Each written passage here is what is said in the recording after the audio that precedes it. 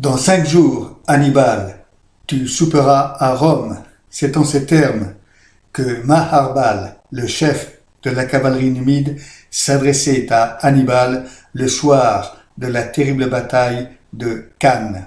La terrible bataille de Cannes qui fut une terrible défaite des Romains. Les Romains alignaient ce jour-là, selon l'historien Tite-Live, 100 000 hommes. Une armée de 100 000 hommes, dont 50 000 perdirent la vie. Parmi eux, le consul Paul-Émile et le présomptueux plébéien Varron. Mais Tite-Live n'était pas présent à la bataille. Il n'était même pas contemporain d'Hannibal. Donc ces récits sont évidemment sujets à caution. 100 000 hommes pour une ville de la taille de Rome qui n'était pas très importante à l'époque. Nous étions en moins 216 ans avant Jésus-Christ. Donc 100 000 hommes à cette époque-là, cela paraît beaucoup. Mais tout le monde sait que l'histoire n'est pas une science exacte, c'est une science politique où chacun dit ce qu'il veut bien faire entendre.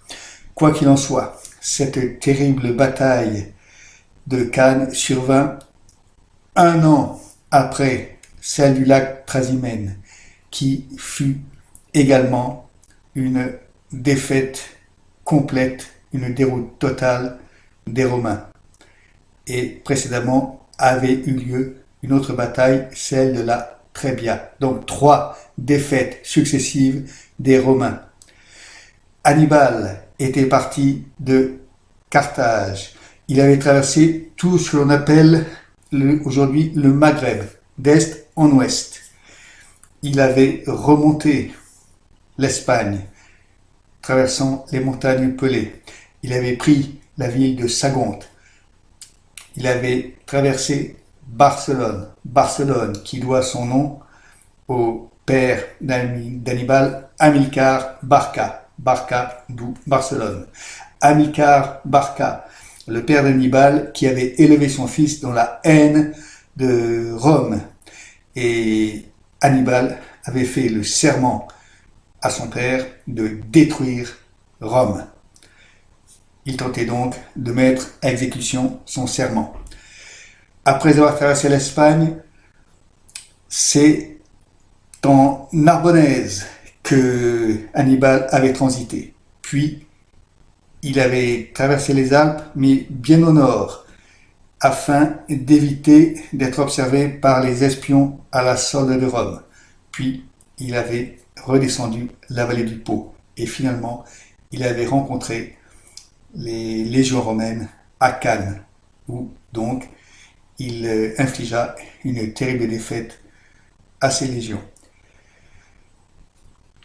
Dans 5 jours, Hannibal, tu souperas à Rome, avait dit Maharbal. Il avait incité le chef carthaginois à profiter du désarroi et de la panique des Romains qui n'étaient plus en état de combattre et de défendre la ville. Mais Hannibal commis l'erreur d'écouter un autre officier qui, lui, préconisa la chose suivante. Laisse les hommes se reposer. Ils sont éprouvés, ils sont exténués après toutes ces journées de marche, ces semaines, ces mois même. Laisse-les se reposer. Ils sont accablés de blessures. Laisse-les reconstituer leurs forces et après, tu auras tout le loisir de festoyer à Rome sur un lit de parade. Ceci suscita la colère de Maharbal qui tint cette phrase légendaire. Tu sais vaincre, Hannibal, mais tu ne sais pas profiter de tes victoires. Les dieux ne donnent jamais tout au même homme. Et de fait, Hannibal ne soupa jamais à Rome. Hannibal temporisa. Il laissa les Romains se réorganiser. Il les laissa harceler son armée. Il n'osa pas attaquer la ville pendant qu'il était encore temps. Bien au contraire, il établit son quartier général à Capoue, plus au sud, et là, il fit ce que l'on appelle se perdre dans les délices de Capoue. Il laissa ses soldats plus ou moins s'embourgeoiser. Et après, la fortune se retourna contre lui. Un peu plus tard, c'est lors de la terrible bataille du Métaure que son armée, à son tour, fut défaite, tandis que une autre partie de ses forces, commandée par son frère Asdrubal, était également totalement détruite, un peu plus loin. Par la suite, c'est le chef romain Scipion, dit Scipion l'Africain, qui osa porter l'attaque sur le sol africain même. Il débarqua en Afrique et attaqua la ville de Carthage. Hannibal fut rappelé en toute hâte par le notable carthaginois et livra bataille sur le sol africain, une terrible bataille, la bataille de Zama en moins 202. En moins 202, à Zama, Hannibal fut totalement détruit. Son armée fut totalement détruite.